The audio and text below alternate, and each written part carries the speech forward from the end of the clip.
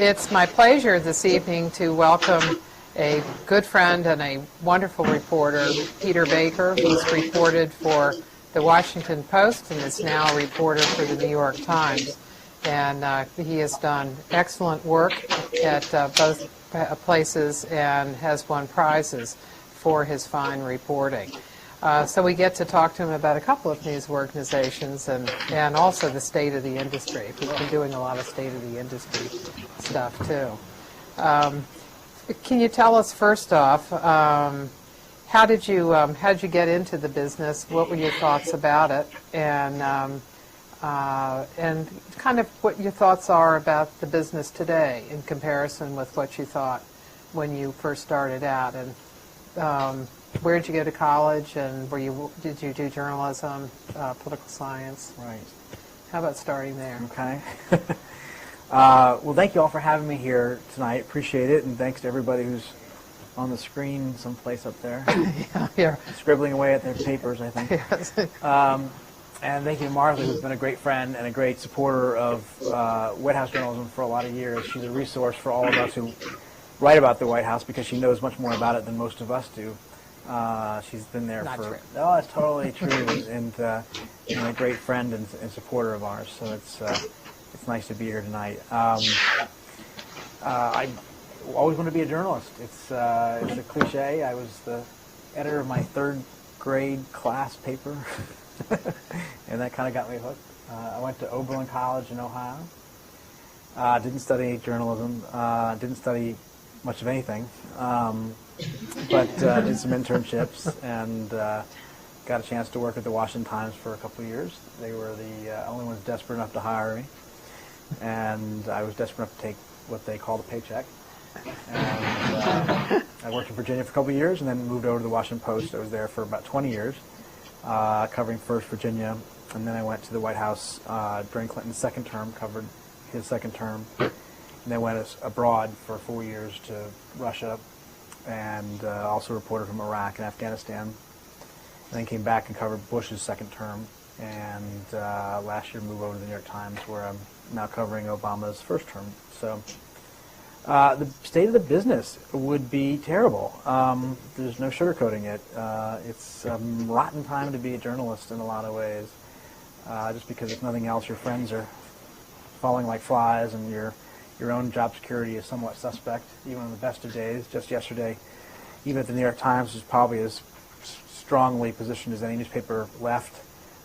We approved a 5% pay cut through the end of the year in order to try to keep from having to have massive layoffs.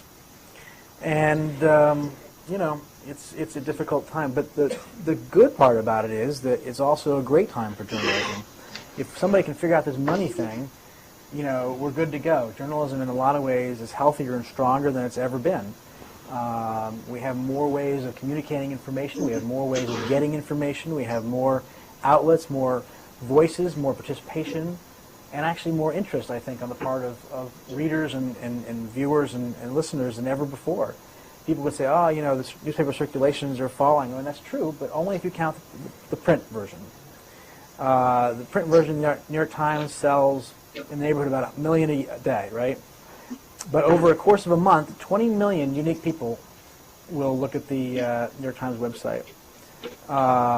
That's a phenomenal number of people. Yeah. So we have more eyeballs, more people reading the New York Times and some of the better journalism outlets out there than ever before. We have more audience than ever before. So we just have to find a way of translating that change in delivery methods into an economic model that makes sense and supports the kind of journalism that we still want to do at the Times, at the Post, and some of those big places.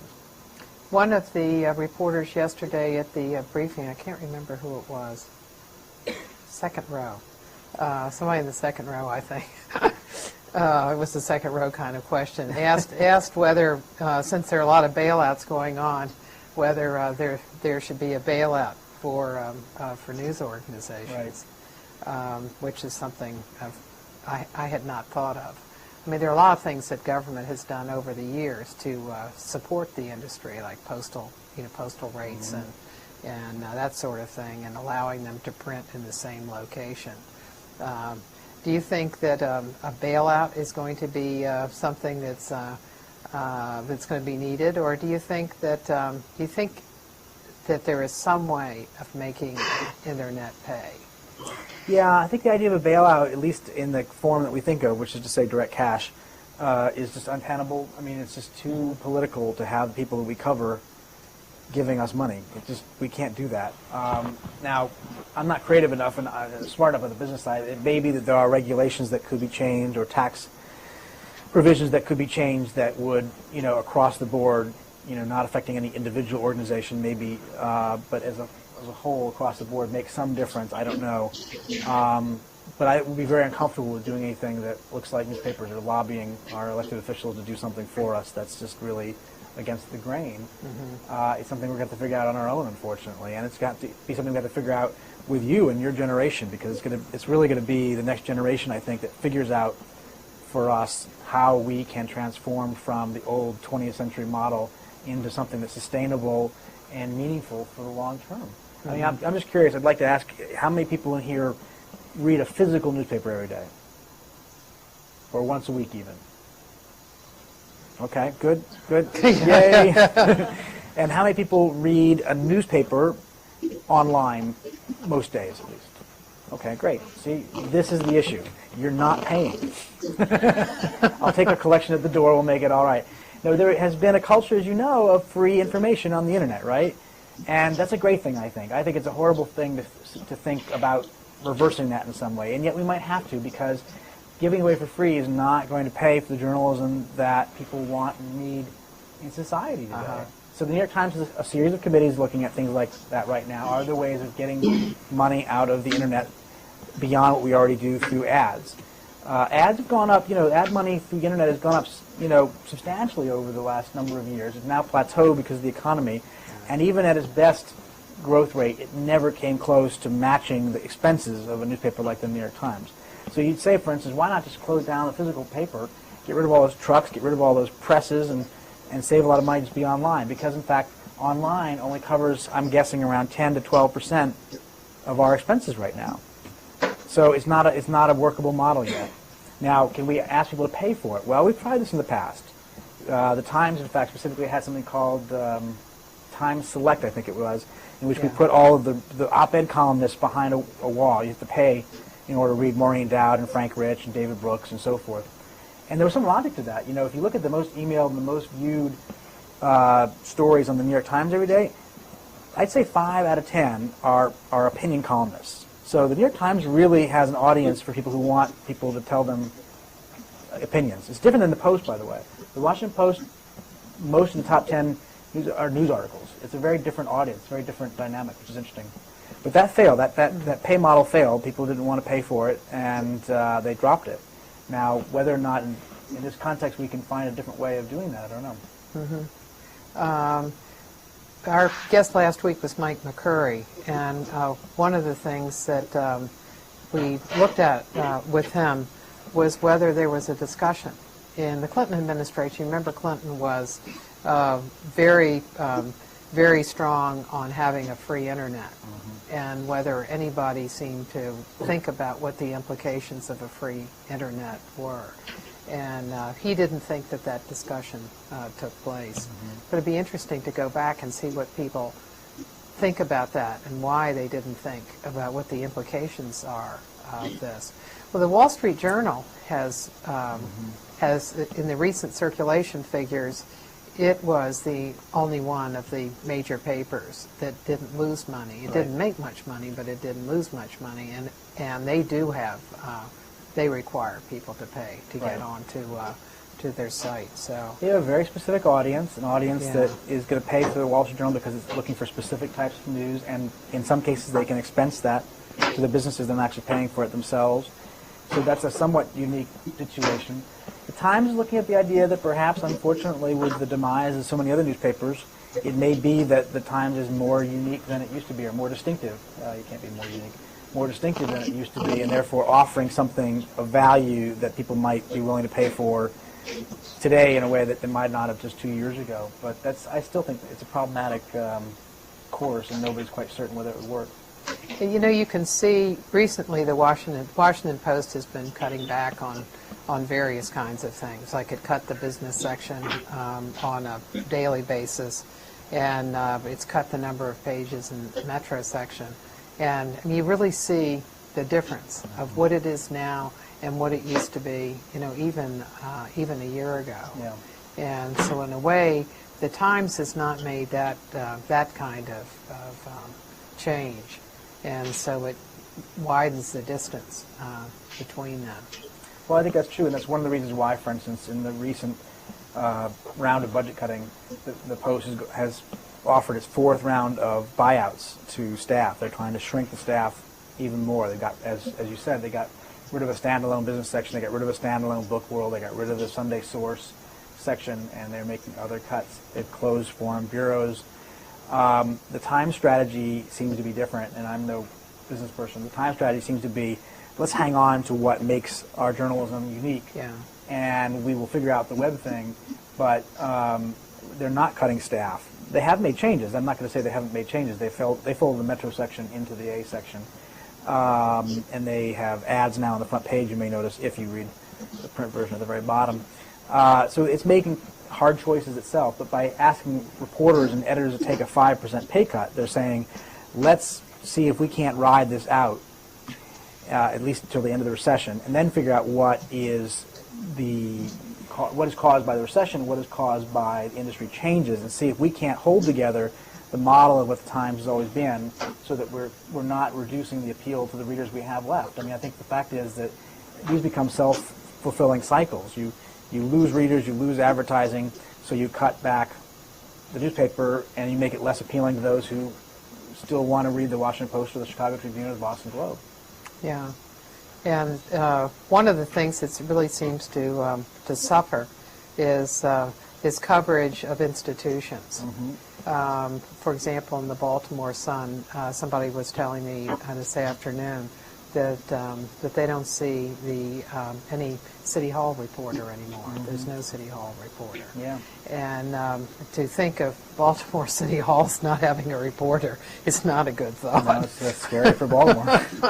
It's true for for a lot of cities here. Well, and that's the danger too, because look, there's going to be enough outlets that will cover national news on some level, right? I mean, it may be that the Boston Globe and the Chicago Tribune and the Baltimore Sun and places that used to have pretty strong Washington bureaus scale back on what they're doing in Washington. But at the same time, you see the rise of Politico, you see the rise of other organizations that are sort of covering Washington news, national news. What you're going to lose out on is this local news and the local accountability that comes with it. If I live in Baltimore, let's just stick with Baltimore for a second, and I don't think the Baltimore Sun is giving me what I want to know about national foreign news, I can buy the New York Times or go online. I can get what I want, but I'm never going to find, nobody else is going to tell me what's going on at the Baltimore City Hall. And I think that's a real danger for American journalism, is that we're going to stop performing what is one of our essential duties, I think, which is the role of accountability. Mm-hmm. Because if we're not doing it, there's very few other alternatives out there. Blogs don't do it. Blogs are great. Blogs are a terrific addition to the marketplace of ideas. I think they have added to the national conversation in a lot of ways, but what they rely on is information that's produced, at least on some level, by genuine reporting. And so they're not, Mm-hmm. mutually exclusive, but they're also not replaceable. It's not the same thing. Yeah. So you can see what the New York Times drives. I mean, it drives television, Mm-hmm. it drives radio, and certainly the blogs and other newspapers as well. Sure. And the White House is very aware of that.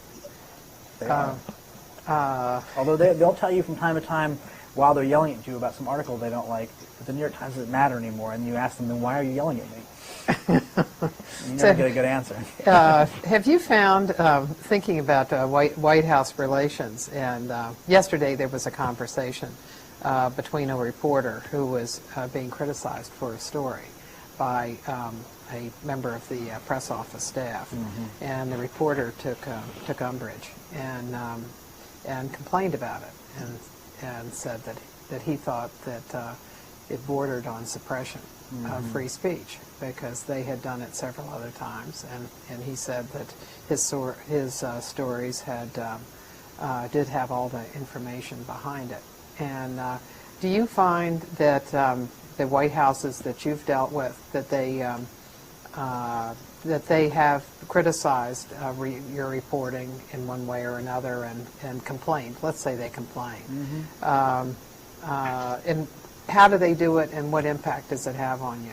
Well, they do, and it does. I mean, first, let's start with the notion that a White House is a White House, and you may prefer Democrats, you may prefer Republicans, but in the end, when it comes to dealing with the press, there are fairly similar trends that cross party lines, which is that they don't like what you write, and they'll complain about it, and you'll push back, and you'll have a give and take. Sometimes that's healthy. I don't have a problem with a White House official calling me and complaining about a story. I would rather they tell me what they think is wrong with the story, so at least we can discuss it. We can have it out. We can sometimes that would be helpful. Sometimes it means that the next time I write a story, even if you're not talking about something that's factually wrong, if you understand where they're coming from, the next time you can maybe avoid some tripwires that at least make sure that their viewpoint is included in a fair and balanced way.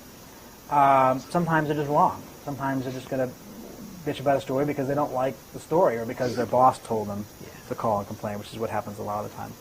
But I remember, I'll give an example of one White House where they didn't like me, I guess, and they didn't like some of the coverage, and they sent out a memo. I was working on a long piece, and they sent out a memo saying, don't cooperate with him and don't call him back and don't participate in this story, and that makes things difficult. There's no question about it. But it's not our job to be loved. It's our job to do things aggressively and fairly. Those two things are sometimes in conflict, but they are touchstones of what we try to do. And if they're not going to talk to you, then you just keep trying until you find somebody who will. And inevitably, information is like water. It finds its way out, and you just have to figure out where the drain is. To stretch the metaphor a little far. Or more than one drain. Or more than one drain, yeah. Do you go up to the Hill? Do you find that the Hill is a good source, because the White House is talking to people up on the Hill? Exactly. I mean, I worked very briefly with a woman named Ann Devroy. She was a White House correspondent for the Washington Post in the early '90s, and she was a legend. She was really, if you ever decide you want to spend time thinking about White House coverage, Ann Devroy is the one to study. She had those people scared witless.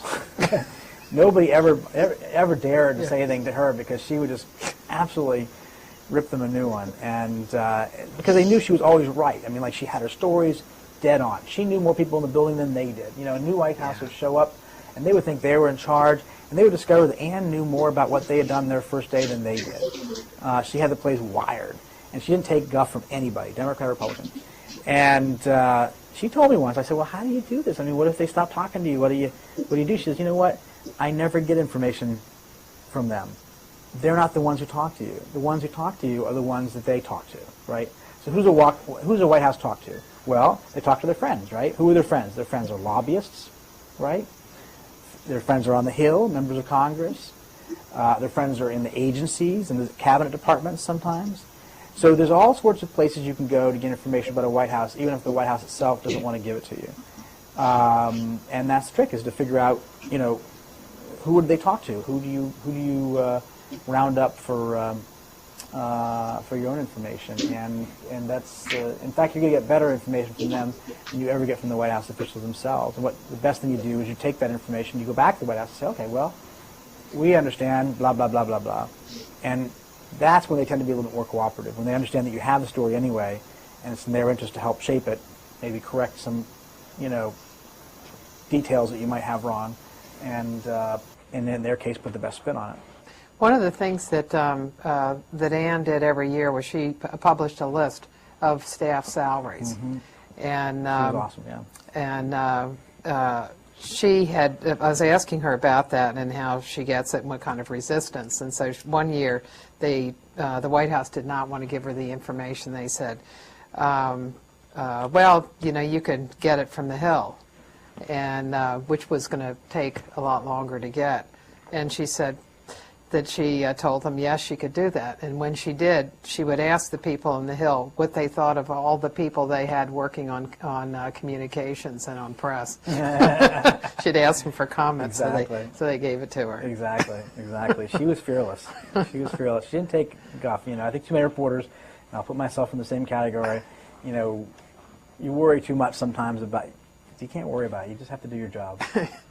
One of the things that's changed from the time when you first came into reporting, because it's just changed very, very quickly, it seems, is what is required of a reporter. At one time, you had one big story that you were working on a day, and that story would come out, you know, maybe you would wrap it up at 8 or 9, I guess.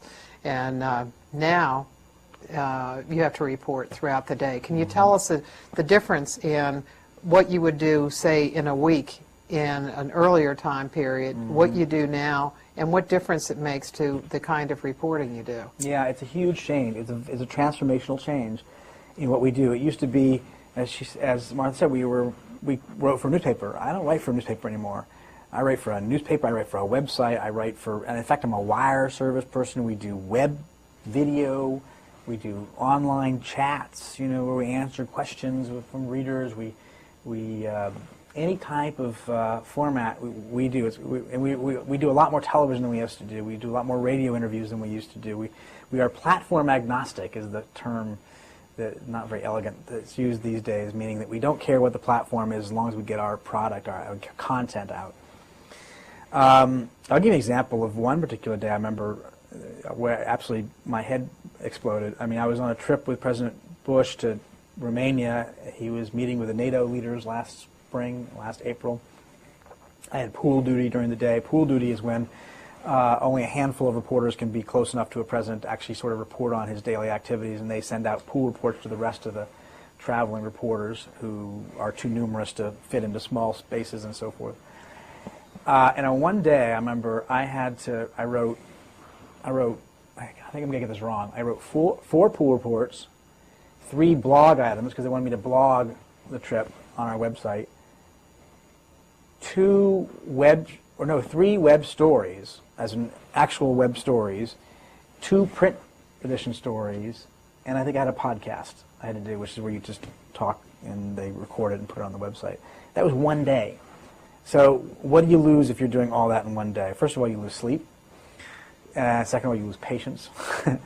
Third of all, you lose any sense of humor. And mostly, you lose reporting time, because you don't have time to sit there and do any kind of genuinely deep reporting if you're busy filing constantly to one platform or the other. And there's a real cost to that. So do you think, or does it lead to stories that aren't right? Does it lead to inaccuracies? And if so, how do you make a mature story? Do you, when you put something on the web, it changes during the day and to the final story? It leads to shallow stories. I hope not inaccurate stories, but it leads to stories being not as fully realized or as reported as they ought to be, because you're writing it in 5 minutes time. You know, Obama has just given an announcement he's gonna appoint Joe Blow to be his 4th nominee for Secretary of Commerce. Let's say, you know, boom, boom, boom, boom, you write it out, and then what's amazing is then you start getting these emails from readers who know so much more than you do. You know, the one thing you discover once you're a journalist is you know less than the people you're writing for, right? Not all of them. 99% of them you might know more than, but somebody out there knows a heck of a lot more about whatever you're writing about than you do. So I write, President Obama announced today that he's going to appoint Joe Blow his Secretary of Commerce, and I write up whatever the hell I know about Joe Blow in 5 minutes' time. And then I start getting emails. Well, yeah, but did you know about this about Joe Blow? How come he didn't mention this? Aren't you biased because you forgot to mention this? Like, I'm not biased. I had 5 minutes' time, and I don't know Joe Blow's entire biography in 5 minutes' time, and I haven't had time to do the kind of research that ought to be done. So, you know, you try to do that research for the next version, right? Either because you're updating the web version or because you're going to write a print version for the next day's paper. And you try very hard to, like, you know, expand your knowledge base and your source base. But there are only so many hours in the day, and ultimately you run out. And a White House reporter has it worse than, in some ways, than a lot of others, because A, a lot of news travels through that building, and you're responsible for all of it effectively. And B, it's not always the same story from day to day. So you're covering every different kind of story. You're covering Medicare, and you're covering economic stimulus, and you're covering Iraq and Pakistan, and what about this flu thing? Last week alone, think about it, we had the defection of a Republican senator, we had international flu scare. We had Supreme Court? we had the Supreme Court, right? A vacancy suddenly come up. We had, and there were 2 or 3 other things. We had a press conference and the 100-day thing that the president was doing, and there were at least 2 or 3 other, relatively big stories happening that week. And you have to be expert on all of these things because you're not really an expert on any of them. And so you try to do the best faking job you can in a very short amount of time. And in the rhythms of a week, are there some times during that week that are still carved out where you're going to do a long-range kind of story, like, say, for the News of the Week in Review?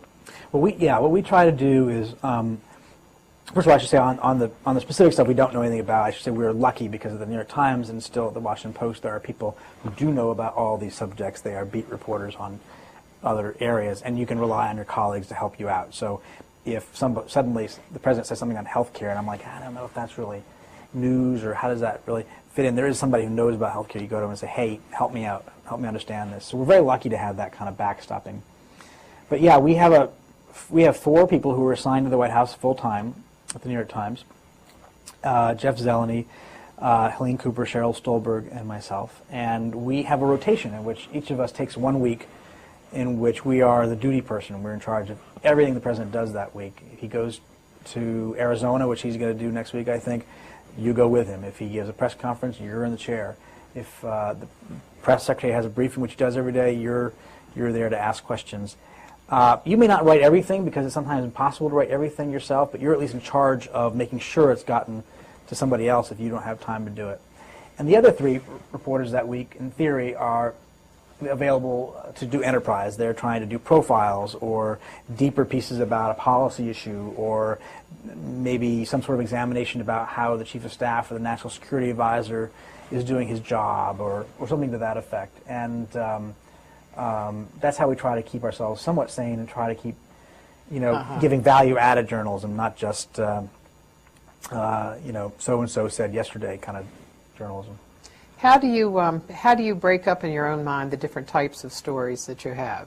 Like there's the basic of the daily and enterprise. Are there other types of stories in addition to that? Yeah, I think the Times has several different venues. We have both the A section, which can handle any normal news story as well as a basic profile or a basic feature story or a basic enterprise story. And we do have the Week in Review, which is a Sunday section meant to be more analytical, more commentary. Not commentary like my opinion doesn't matter, I'm a reporter, but I can give some analysis or context, historical context. For instance, when we say, that Obama is tackling health care, we can write, well, okay, he's not the first guy to do it. Here's what happened when Truman tried it, when LBJ tried it, when Clinton tried it, and give some context. And then we also have the Sunday Magazine, which is a great venue from time to time to write longer stories that go beyond, a Sunday cover story in the New York Times Magazine is 8,000 words. The longest story on the front page of the New York Times on any given day is usually around 1,100 words. So that gives you a sense of how much, more space and more reporting you can put into a magazine story. In this Sunday, there was a long interview with President Obama by New York Times economic reporter. Did you all get involved in that interview and preparing him at all before he went to that interview? Was there anything that the 4 of you all did?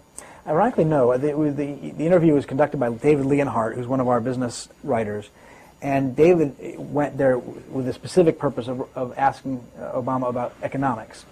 And the purpose of this interview for the New York Times Magazine was to look in a much deeper way than one of us could do at Obama's economic theories. Where does he fall down on the spectrum of economic thinking?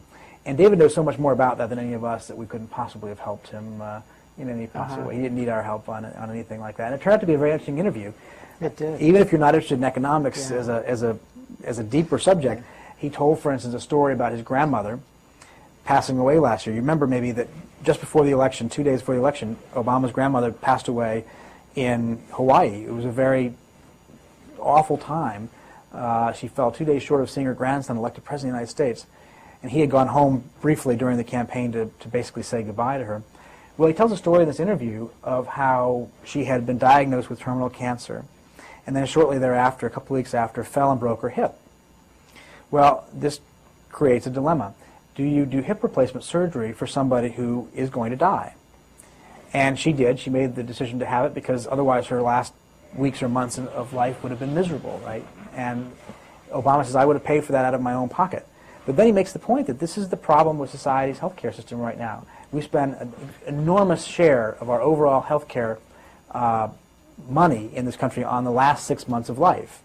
So does it make sense for society as a whole to pay for hip replacement surgery for somebody who's going to die?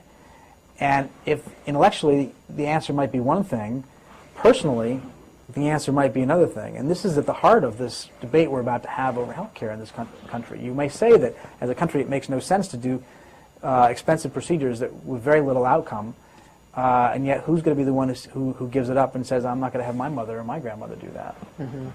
He has seemed to use family in a lot of ways in talking about, well, just a variety of problems, like with his mother, and talked about her final days and how she was on the phone with our healthcare system. And one day he talked about Sasha, how Sasha had been ill. She had had meningitis when she was 3 months old. And somehow he brings out all of his experiences. And he does it in a way that I don't remember either Clinton or Bush doing it. And it seemed to be an effective part of how he communicates. I think that's right. I think he does try to relate to everyday people whose experiences you know, he might find some parallels to. I think that's a way of reaching out to voters and to everyday Americans in a way. I mean, he's a sort of interesting fellow because he's very inspirational in his speaking style, right? A lot of people find that very compelling and powerful as a speaker, and yet he's also a very diffident personality in some ways. He's very internal. He doesn't emote or you know, sort of kind of reach out in the way that Clinton definitely did, and Bush to a lot of extent did. So this is one way I think for him of relating to his policies to the personal side of things. How do you see his communications in other ways, similar or different than Bush or Clinton? He's interesting. I'm trying to think about how he compares to both of those guys, and you see facets of both presidents, these most recent presidents, in Obama in different ways. He's neither Clinton nor Bush, obviously, and I'm not talking about ideology here, but in terms of leadership style, in terms of communication, he is like Clinton in some ways in that he has an intellectual appetite to understand policy in a deeper level than some do, and to really bore down and figure out what's going on. But at the same time, he's got some of the discipline, I think, of Bush in terms of, like, you know, running a process, getting to a conclusion, and making decisions. He also has Bush's taste for making bold decisions. He's not afraid to try things or to announce things that nobody would have thought, you know, possible. Now, that didn't always work out well for President Bush. So far, we don't know whether that will work out well for Obama or not. But you see different facets of these presidents sort of playing out in a different way in a different person right now. Yeah, and I know I've been looking at the way in which the three of them have used three different types of communications in dealing with reporters, of using press conference, breaking that out into joint and solo, the short question and answer sessions, and then doing interviews. And Obama seems to want to focus in on targeting a particular audience. So he'd much rather do an interview. So say he's had now almost 30 interviews. I think he's had, depends on you count off the record, but let's say he's had about 28, 29 that I know about. Right. And that I'm still there with my minor's pick to find the rest of them. Clinton had only had 8, and Bush, I think, had 17. And he avoids doing the short question and answer session that's in the Oval Office or Roosevelt Room. He doesn't like to do those because he seems to like things that are more controlled, as you were saying, that he's more disciplined. But even Bush had 59 of those by 100 days. Clinton had 82, and Obama had 18. It's very interesting. And but he's done those nighttime newsers too. So it's as if he is trying to reach very specific audiences, but a national audience when he can get to that, which he was able to do with Well, those he's news capitalizing on conferences. his strengths, right? I mean, Obama's Yeah. strength as a communicator is in the very, formal speaking kind of setting. You would say Obama is a better speaker, for instance, than, say, Clinton. But Clinton was probably a better talker than Obama. Clinton get up there and just talk and grab an audience with sort of a much more colloquial kind of style and relate to them in a way that Obama is a little more distant. But Clinton was not an orator either. He didn't give great passages of oratory the way Obama has, particularly last year during the campaign. It's a very different skill set. Yeah, that's very true. I hadn't been thinking of it quite that way. But Clinton, you really did listen to, because his stories were always so good. He had great stories. He managed, and he was talking. He wasn't reading Yeah. from something usually, which much to the annoyance of his speechwriting staff. But he was sort of talking out loud a lot of the times. We know when we were covering Clinton, the great trick among reporters was go to the evening fundraisers, because during the day he was better about sticking to the scripts that he had agreed to and the speechwriters had written. But at night he didn't go in with any prepared texts, and if he would go into some $10,000 a head fundraiser or something like that for the Democratic Party, that's where you got what was going on in his head. That's where he would sort of just riff on whatever was sort of going on through the day, and you learned a lot more that way. Bush didn't do that. Bush was very tight and very controlled, stuck close to his script. You didn't get that kind of a window, unfortunately, in his... And he wouldn't allow people into he wouldn't allow, his yes, fundraisers. yeah. And it might have been a benefit to him, because with Clinton, he really talked about what their accomplishments had been and where he saw them going. So he was much better on that. But how do you see their communications operations, the organization of the recent presidents? How are they similar and how are they different as far as your viewpoint as a reporter dealing with them? And what you see what they're doing for their presidents as well? Well, I mean, each one has had to adapt to changing environment, right?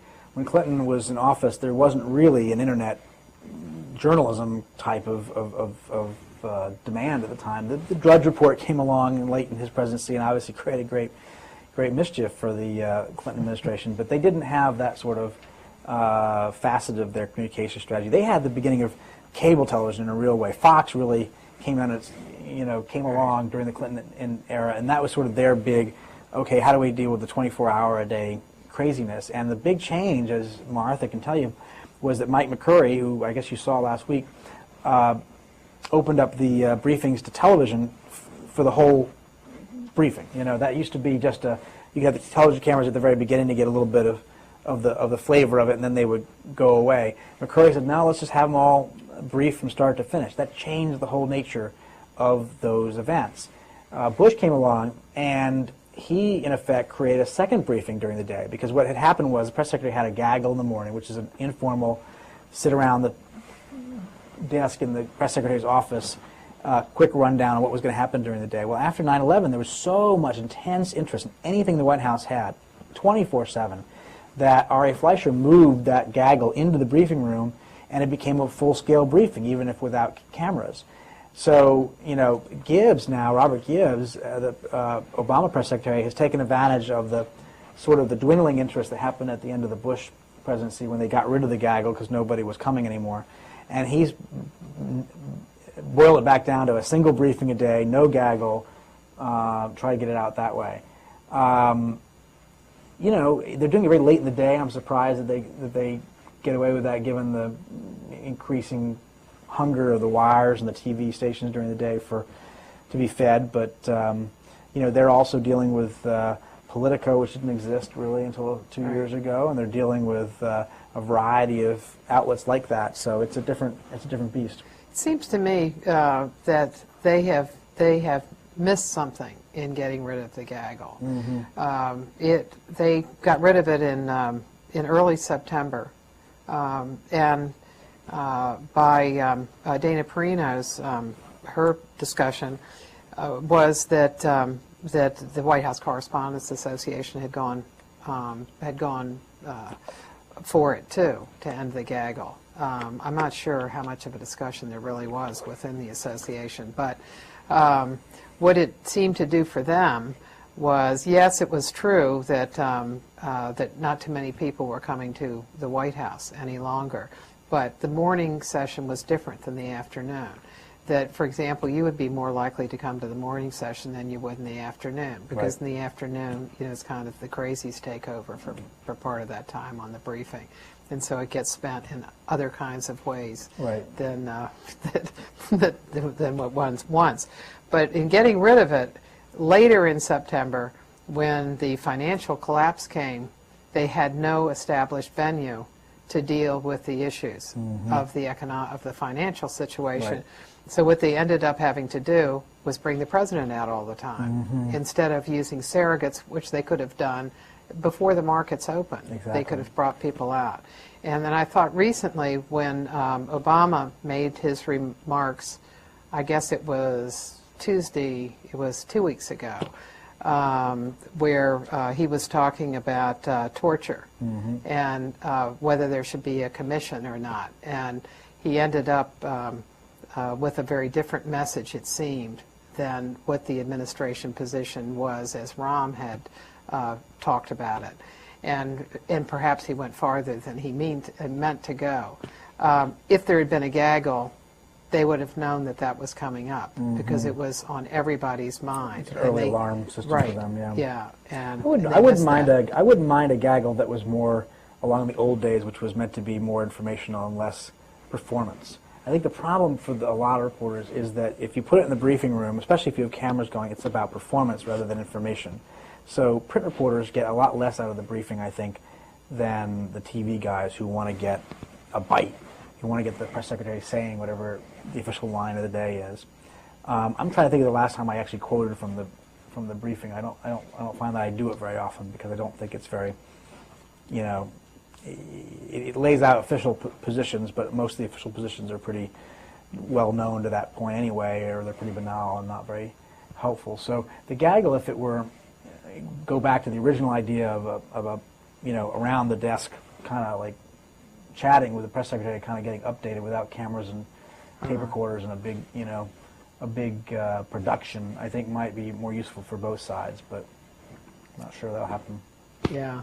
No. Tony Snow tried to do that when he came in as Bush's press secretary, and his mistake was doing it on his first day, when there was so much interest in him Right. as a new press secretary and as a sort of a celebrity figure that everybody crowded into his office. It became jammed, and it was a disaster, and he immediately gave it up and never tried it again. He should have waited a few weeks till interest had died down, and then just talked with the regulars rather than make it big production. Yeah, I know early on Gibbs talked about it's being a possibility, Yeah. but he didn't want to try it at the beginning.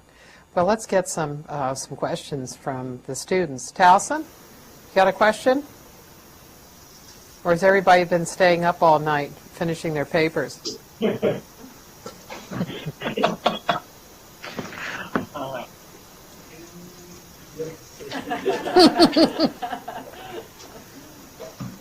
One amongst you? You can ask anything, it's okay. Okay, ask. You asked, or you mentioned that aggressiveness and fairness can be conflicting ideas. How's that the case? Well, there are two sides of the same imperative that we try to reach as a reporter. You want to be aggressive in holding a White House accountable for what they do. At the same time, you want to make sure you've bent over backwards to give them their due and to let them explain what it is that they're explaining. Sometimes, you have to make sure to temper one with the other. I think you want to be as tough as possible on a White House and not let them get away with the nonsense that they all try to get away with. But you have to give them their due. You have to make sure that you've given them a chance to explain why it is that they think that this BS that they just put out is actually true. That's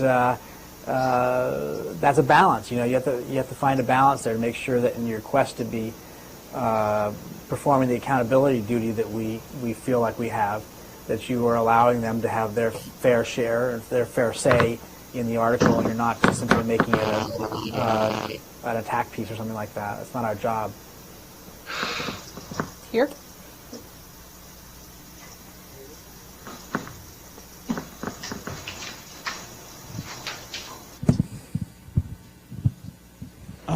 So I was wondering about your thoughts about the future of specifically print journalism. Obviously, it's been, the times have been tough, but do you think that maybe, I mean, a lot of it I think is just, the times have been tough for everyone recently. And, I mean, I'm thinking about like books, like people are always predicting like books like not, kind of going to disappear, at least in like the print form. But they really haven't, and they're actually doing quite well for the most part. So I was wondering do you think that, I mean, to a certain extent, there'll always be an audience for print journalism, and in that, like, for example, older people, prefer it in print, even if they're familiar with the internet, because it's easier for them to read than small text on the screen. So, I mean, especially with other newspapers going out of business, do you think the New York Times can kind of step in and maybe after the downturn pick up some of that readership and, I mean, have an online form but still continue in the print version, or do you think that time is over? Yeah, it's a good question. And I think I would not have forecasted 5 years ago how much it has changed just by today. Even in the last 12 months, it has changed faster than I would have thought then. So it's what's happening are two different things. You're right, the recession is making things tough for everybody. But that's overlaying a broader change in our society's reading habits, which we saw here in this room, right? How many people put their hands up when we talked about a print version? I think 3. Well, we can't make it work with 3. So, the recession has exacerbated that and accelerated that, and that's, pushing newspapers closer and closer to closure. I suspect you'll see by the end of this year a number of major cities in America, significant-sized cities, without a print newspaper, which would have been, I thought, unthinkable a year ago.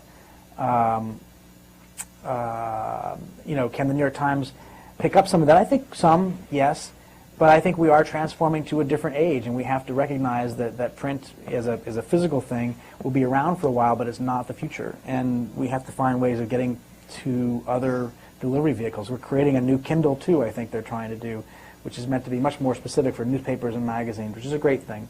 My view is anything that gets the journalism out there is okay by me. What worries me, and what worries a lot of us, is that it's cheap to put out a website with print. It's not that hard to put a newspaper out even. What's hard is to put out a newspaper that can afford a $3 million bureau in Baghdad with armored cars and enough Iraqi staff and translators and guards to help us understand what's really happening over there. That is something that you can't do on the cheap. At the Washington Post, as an example, Dana Priest and Amy Goldstein, Ann Hull spent a year investigating the Walter Reed story, you may remember a couple years ago, which found that the soldiers coming home injured in war for their country were being not very well treated at the Walter Reed Hospital here in Washington. Well, it took them a whole year to really uncover that story. Plus, that's 2 reporters' time for a year, figure the salaries out of what those would be and the benefits, and then figure out the additional costs of the graphics people and the photographers and the editors who all came in and out of that story over the course of that year. That's a lot of money. That's a lot of money. And so some newspaper that's dying and losing its revenue is going to say, that's something I can't afford. I need to have the Dana Priest and Ann Hull spend their year giving me, 100 stories, not 1 story. And even though those 100 stories will never be as impactful or as meaningful as the one that they invested in, that's the economic trade-off. So my hope is that we're heading to a new future. I hope and believe that the new future will be a good one, but that between now and then we've got to figure out a way that we don't lose that, investment of journalism that really matters as we get to our whatever final stage we get to, or next stage, I would hope. Do you think that that television and radio are going to pick up any of the work that traditionally newspapers did? Well, I mean, they have, there are some really, really quality television and radio outlets out there that do a lot of very important work in that regard. But they're having some of the same problems. The audience share of the big three, broadcast network news programs that used to be the staple of your parents and my parents' generations, their audience has shrunk tremendously. They don't have the resources themselves to do some of the things that they used to do. So, they're there, but they're not going to necessarily pick up the slack. Yeah, and you could just think. I was just thinking about CBS and all the ways that it's cut back. Like it's closed the Moscow bureau. All of them, yeah. Tries to cover so many countries from London. All from London, yeah. Yeah. So you have whole areas of the world that that are not well covered. For example, Africa, and what's going on, like say, with Al Qaeda moving into Somalia. I mean, who's really looking at that, or in Latin America, the growing influence of the Chinese that Hillary Clinton was talking about the other day, that you're just going to miss. Absolutely. Important stories at a large level as well as a small one. Is there any way of pooling resources for investigative work of several news organizations? People are experimenting with this idea. There is a new organization called ProPublica, which is funded by some very rich people, that has hired a lot of well-known and talented reporters away from newspapers to just do investigative reporting in the public interest, and then they try to team up with individual newspapers. I think they've teamed up with both the Post and the Times on some discrete stories. So that's one model. That's something that people are experimenting with. But, there's always a problem. I mean, that organization has funders, people who give them millions of dollars, and those people, are not going to be investigated themselves for that. So there's real trade-offs, unfortunately, in this kind of a model. Yeah, this at one time I worked for NBC, and RCA owned it at that time, and it was unlikely that Absolutely. that there could be any investigative stories of RCA. Absolutely. That was for sure. Right. Towson? Yep. Can you talk to us about your work in Iraq and Afghanistan? Sure. What would you like to know? Just what were you doing? How did you do it? What was it like over there? Carefully. Yeah. And start with and Russia. You guys throw in Russia first. Yeah. My wife and I were sent, my wife's also a journalist, we were sent to Moscow as bureau chief for the Post at the end of 2000, and 8 months later 9/11 happened, and we discovered that the way to get into Afghanistan was through Central Asia, which was part of our beat. We covered all the former Soviet Union, and that included Tajikistan and Uzbekistan and places like that. So a few days after 9/11, I found myself heading to Dushanbe, which is in Tajikistan, and I was on the first, was one of the first Americans to get into Afghanistan after 9/11. I rode a helicopter that the Northern Alliance, which was the soon-to-be pro-American rebel forces, flew down to their base in Jabal Sarraj, which is north of Kabul, and I lived there for a number of weeks until the bombing started, and it was a very interesting experience. And my wife and I both spent about 8 months in and out of Afghanistan and Pakistan in that region from that point on, trying to write about the fight against the Taliban, the fall of the Taliban, the creation of a new government, what was happening in Pakistan. You may remember Danny Pearl. We were in the same hotel with Danny and wrote about all the things that happened with him. My wife was at Tora Bora. She had been a political editor at the Washington Post, had been an editor of Roll Call, which covers Congress, and they were sending her out to the Battle of Tora Bora, and she was saying, wait, I do lunch, I don't do this. I'm a Washington reporter. And we had to, everybody had to do different things. It wasn't just us. A lot of reporters suddenly found the things that they used to do transformed by this event, 9/11, which created a whole different environment around the world. From there, we moved to the Middle East for a while. We were for 6 months in Iraq and around Iraq, Kuwait and so forth during the beginning part of that war. My wife was what we call unilateral, which meant that she went in on her own. I was embedded with the Marines. You could get a good debate as to which one was a safer idea, but let me just say that it's not fun when your wife is in some of the places that she was in. But, it was helpful to us, even coming back to Washington, to have had that experience overseas, to have seen what these places are like, to understand a little bit about how complicated they are, to understand the challenges that the Americans have in trying to combat the forces of extremism, and to help reconstruct, or as General Petraeus put it the other day, to construct Afghanistan. We talk about reconstruction. There's never been construction there, so it's sort of a silly thing to call it reconstruction. It was a really extraordinary time to be overseas and to see the things that we saw. I'll never forget Afghanistan. I would go back there in a heartbeat. It was a very compelling place. Mm-hmm. It's beautiful. The people are extraordinary. The culture and the history is so complex and rich and interesting. And sorry,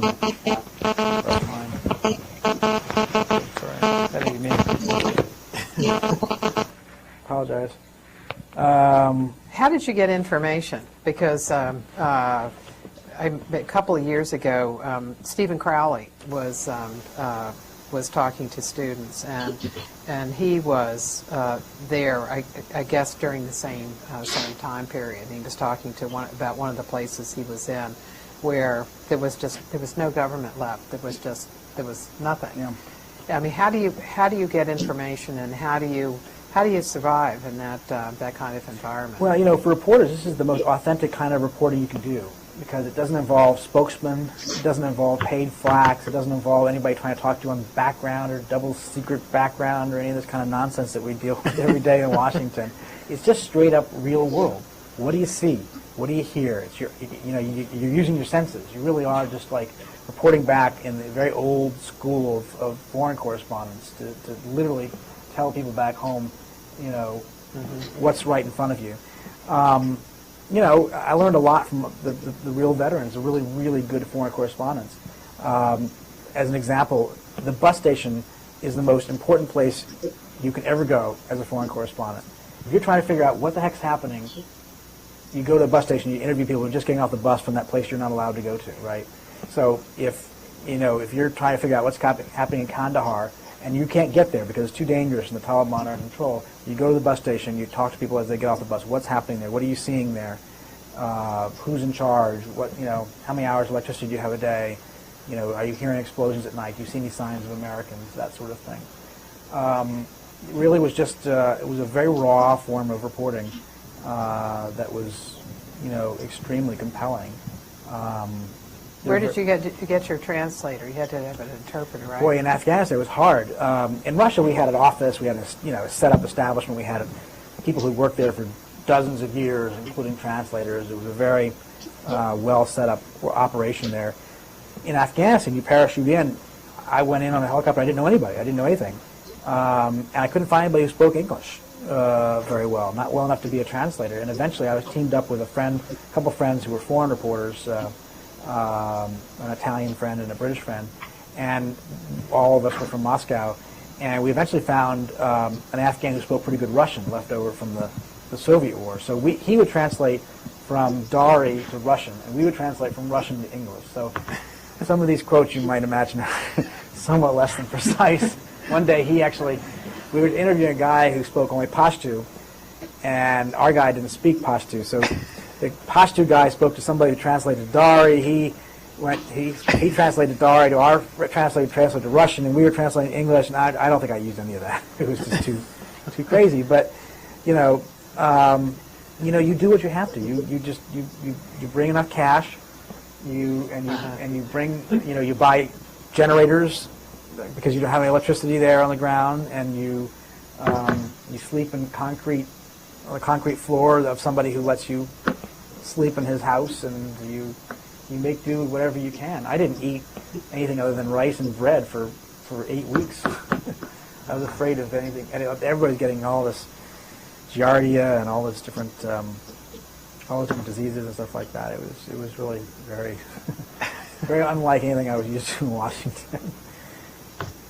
When you went to Iraq, I assume it was very different than being in Afghanistan. Iraq was different because in Afghanistan we almost never saw the Americans.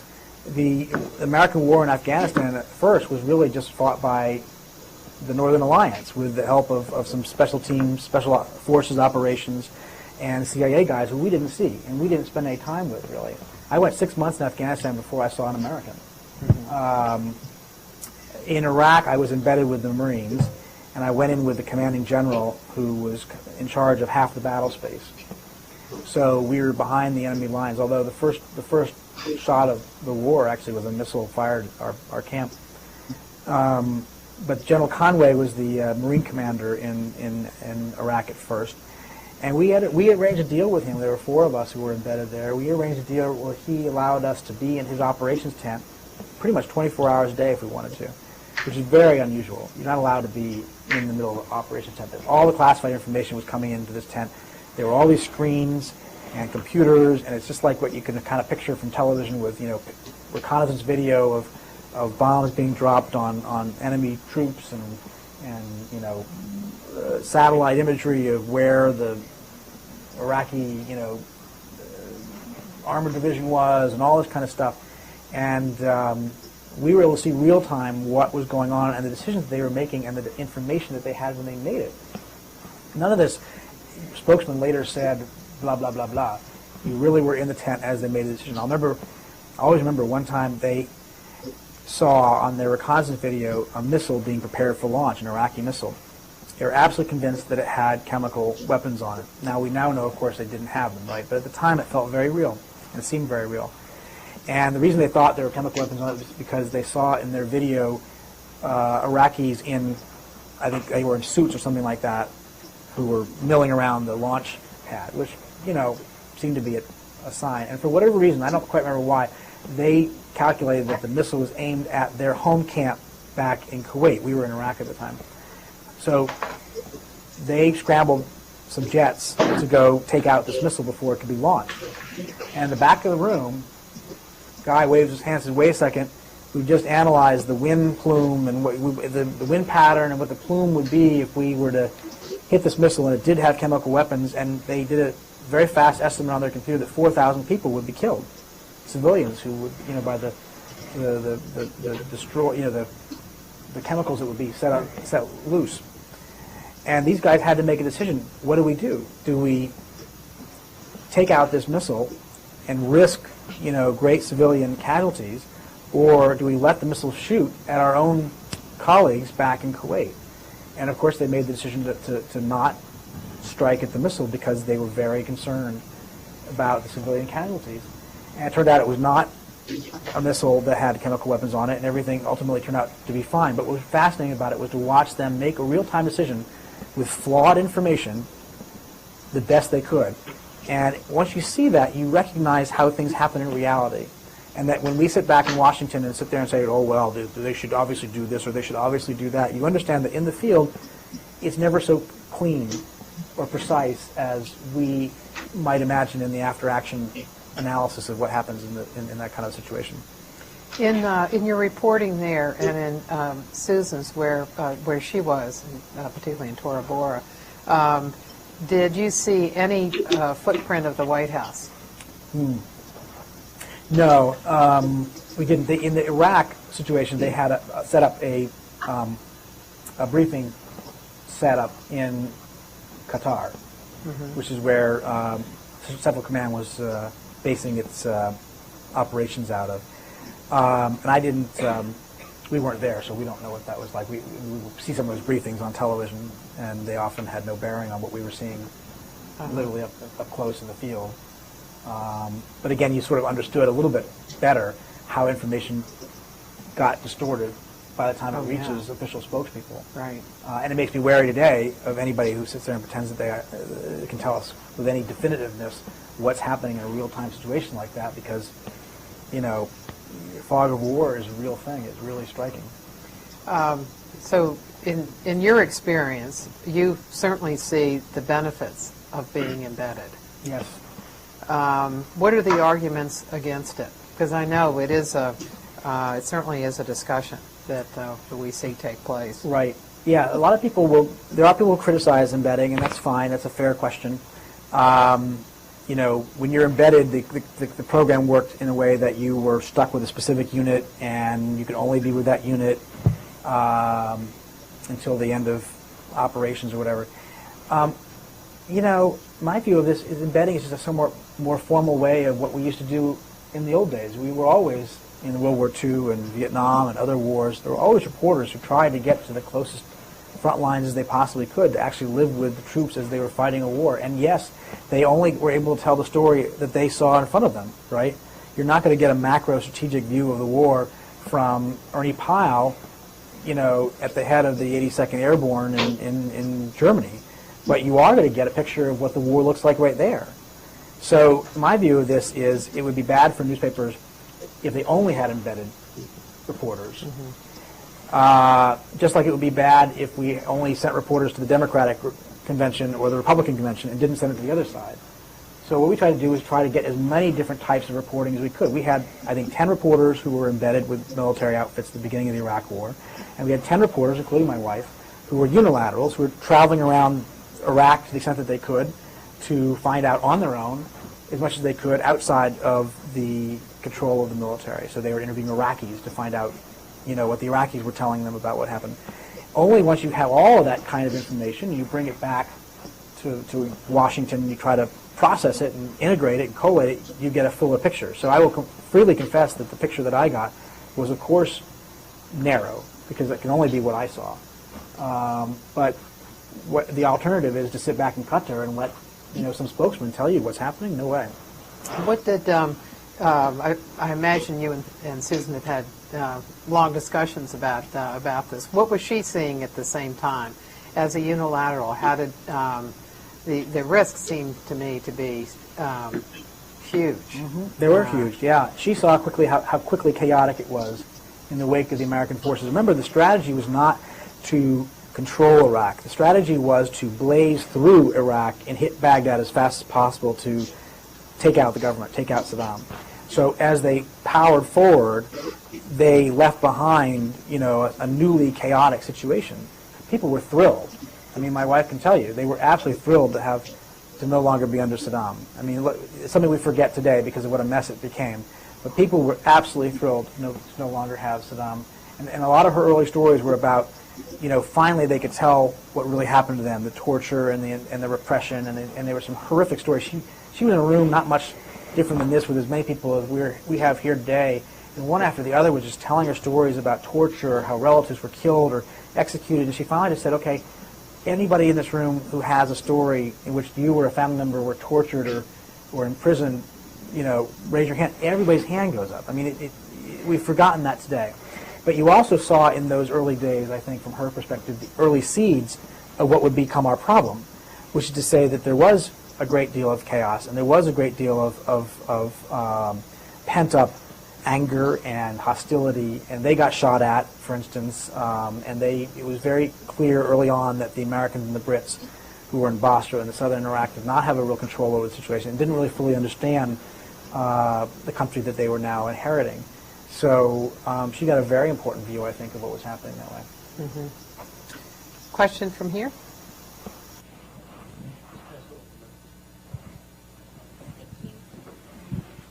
How do you maintain trust and relationships with your sources while at the same time being a fearless reporter? Yeah, that's a good question. You know, the truth is that the real professionals, if you deal with them, the real professionals understand what you do. And I've always found that if you've written a tough but fair story and you genuinely are fair to them, that they may not like it, but they'll recognize that you tried to be fair and that you included their point of view and that you didn't take cheap shots and that you represented the situation as accurately and fairly as possible. And the real professionals understand that and don't hold that against you. But yeah, that's tough. There's no question that's tough. You don't want to burn your sources, right? But the truth is, I often found that, people who sit there and suspect that White House reporters go easy on the White House because they don't want to lose their access. The truth is we get so little access to begin with that, even with this White House, which is more transparent probably than the Bush White House, even this White House still does things, in a very closed way. And in the end, you hope that they deal with you as a professional because you're dealing with them as a professional. And what I try to do is I'm very upfront with people. If I'm writing a story they're not going to like, I'm going to say, here's what I'm writing. So it's not a surprise. I don't want them to pick up the paper the next day and say, whoa, how come you didn't ask me about this? That's not fair to them, right? And you want to give them every opportunity to tell you that you're wrong, that the information that somebody else has provided you is off base or at least not fully contextualized. So I really think that if you deal with them in an upfront way, straight up, no pretense, you're better off, and that they usually respect that. Towson?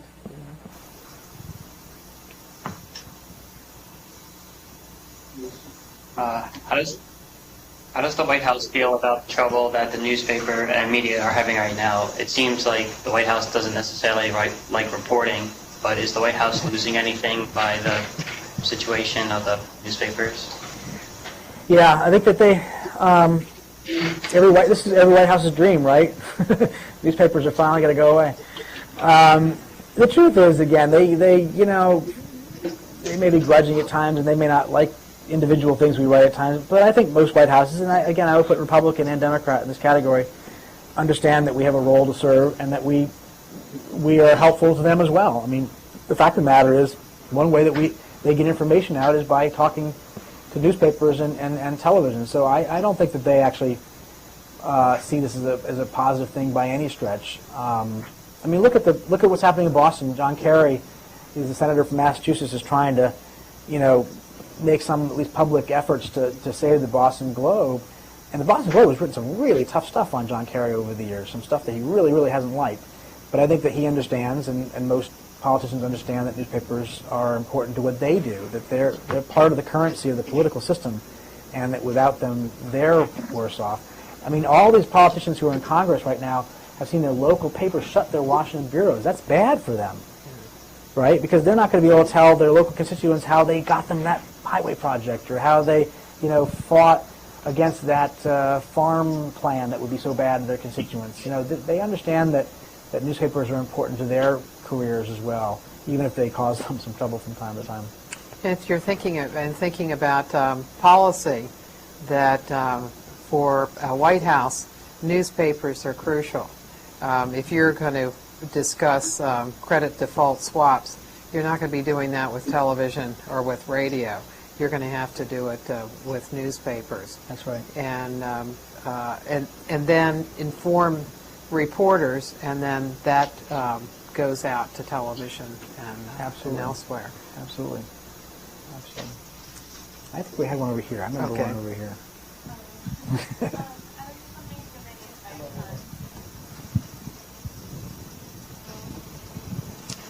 I was wondering if you had any advice on how to get started doing freelance work or getting your very first piece published.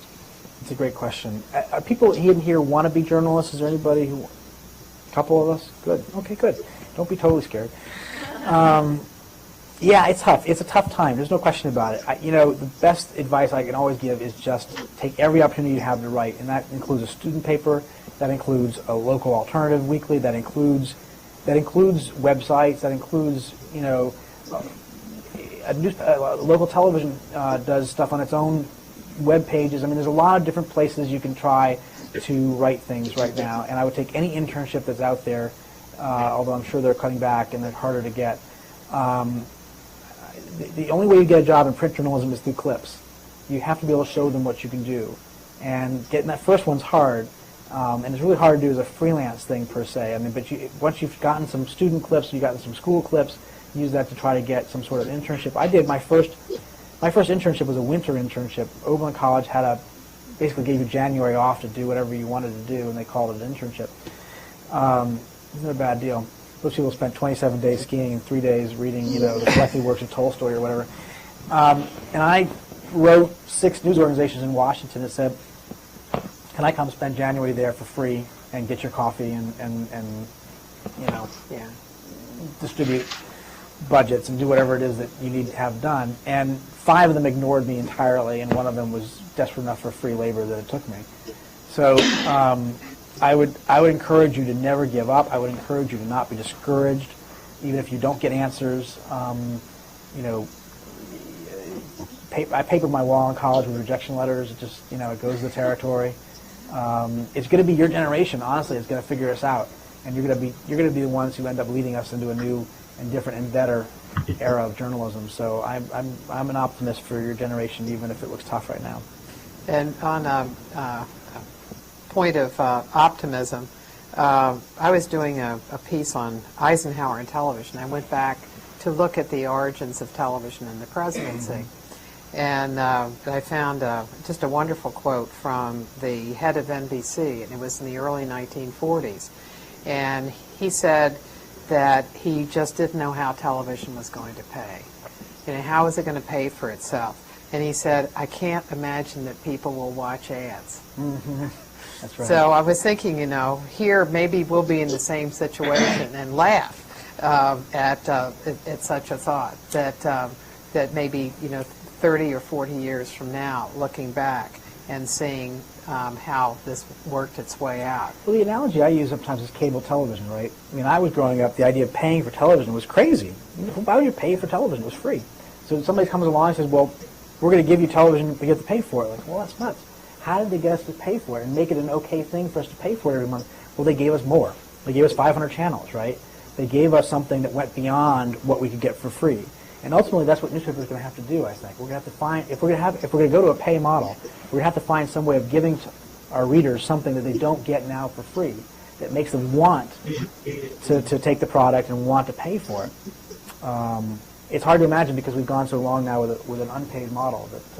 But there are history. Look, nobody would have paid for this when I was growing up. That's crazy. It's water, right? And now you shell out $2.50 or whatever it is that these things cost sometimes.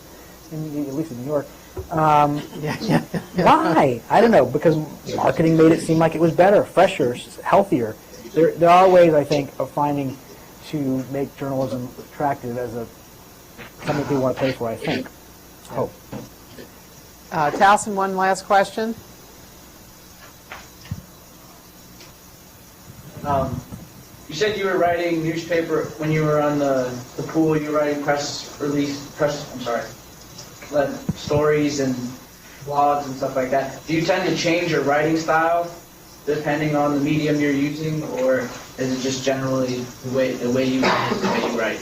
That's a great question. I'd like to think it's not boring in all of this models.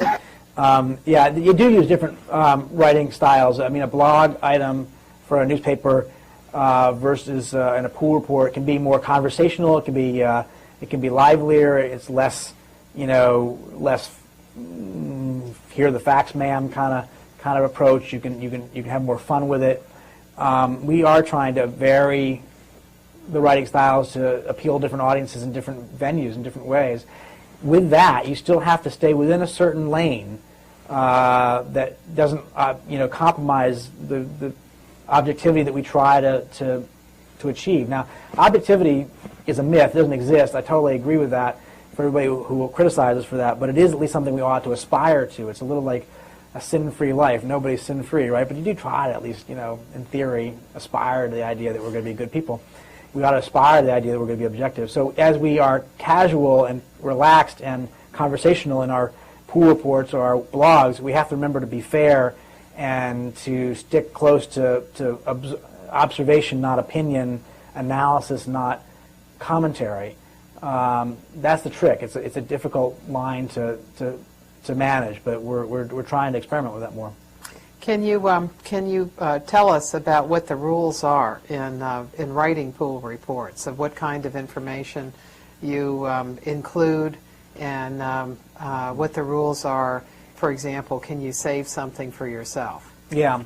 Now the pool report is, just to go over it, a pool again is where, let's say not every reporter can fly in Air Force One as an example, because there are only a few seats on there for reporters, so we have a pool in which we rotate our turns, and a handful of reporters and camera people will be on Air Force One, or in some small room where the president might be giving a speech or something like that. It's your responsibility as a pool reporter, and there's only one newspaper pool reporter at a time, Your responsibility as a newspaper pool reporter to write a report that goes out to everybody and tells them what they couldn't see. Okay? So if on Air Force One the president comes back and makes some comments on the flu situation, you have to record that, write that up for the pool report, and send it out as fast as you can to your colleagues. The things you try to include are basically everything that you see and hear that they can't, because you're literally their eyes and ears. The idea of the pool report originally was these are notes, in effect, passed between reporters, because not everybody can get in the room. Now, unfortunately, what's happened is because of the internet and 24/7, they're now widely available, and they basically get published often on internet sites, and so they're no longer just exclusive just to among reporters. They're basically now an additional form of journalism that has a wide audience. So it used to be we were much more sarcastic in the pool reports. We were much more like insidery. We would make jokes at the expense of the president or the press secretary or whatever. Now we have to be much more careful because we'll be taken to task for being unprofessional instead of being just a note, like instead of just an email to a colleague saying, "Can you believe that guy just said that?" You know, you have to assume that it will be broadcast for everybody to see, and it has to fit some of the same standards that journalists fit. And no, you can't save anything you see and not give it to your colleagues. That would be bad form. Thank you very much. Thank you, guys. Appreciate it. It's a lot of fun. Thank you.